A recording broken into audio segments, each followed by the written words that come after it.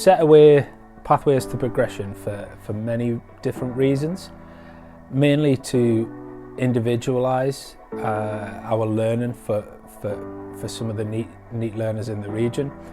We developed this course for approximately 10 learners, and what we were hoping to achieve wasn't anything as a typical outcome would expect for a college course or for a training course.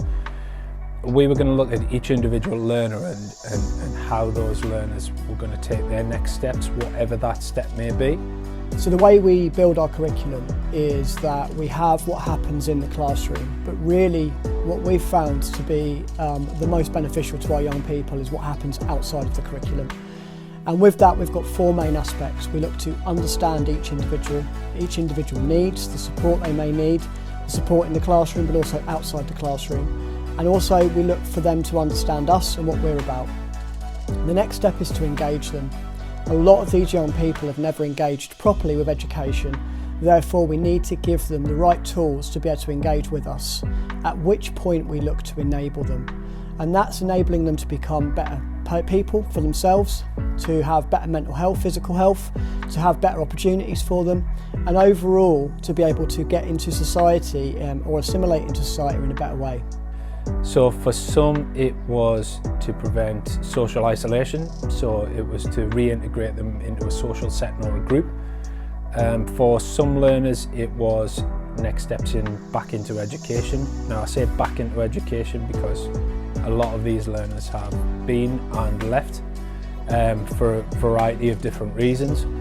So what we've looked to do is we've looked to set up a package to celebrate every small win, to look at how we can do it through attitude, skills and behaviours as many training courses do, but to bring that group together so that each little win that we have is as big as the big win.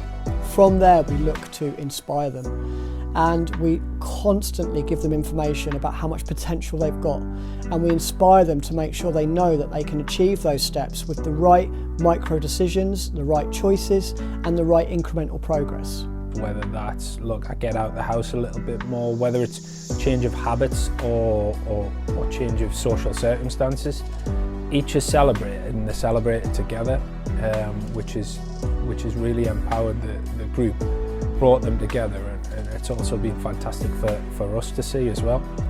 The young people that we tend to teach come from various backgrounds, and they have a number of complexities when they come through our door.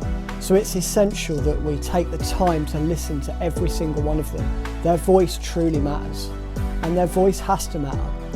Now, with our qualification, with Pathways to Progression, we listen and we respond.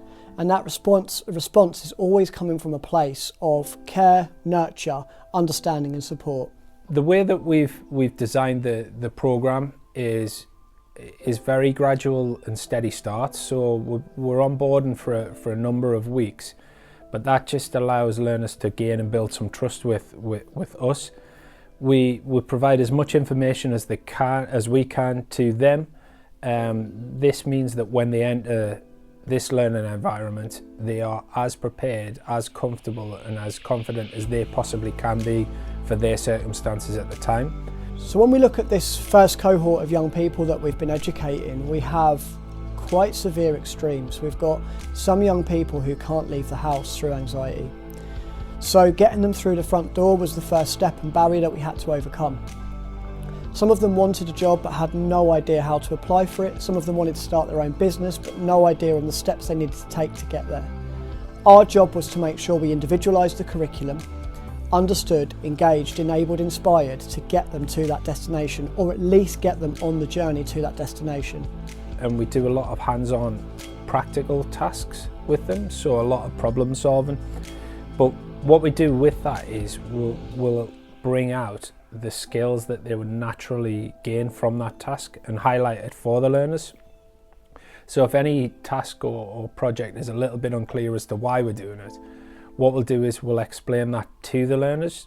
We then document it with their skills passport, which then means that when they finish the course with us in a physical sense, they've got a portfolio of practical projects that they've done, but also quite a substantial list of skills that they now possess that they might not have thought they possessed. So what it means is, when questioned by a further education college, by a training provider, by an employer, they can confidently talk through what it is that they're capable of. Data is one thing, and I think the data speaks very loudly for our course, but it's the narrative that truly matters. It's the student voice that truly counts, and ultimately it's the young people's progression into what they want to do that makes our programme so successful. So just speaking about one particular student that we were working with, just as an example, when she came through the front door, she wouldn't speak to us. She had her head down, no eye contact. She couldn't really engage with us on any level, couldn't communicate. Her anxiety was at a point where she was really struggling to even walk through the classroom and sit down. We worked with her over the course of the programme, and we saw her confidence increase. We saw the self-belief starting to come in and actually starting to develop as she worked through the programme. She started to engage with other people in the room better.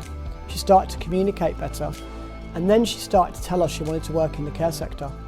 So we looked outside of the curriculum at opportunities that we could give her to be able to access the care sector opportunity that she wanted.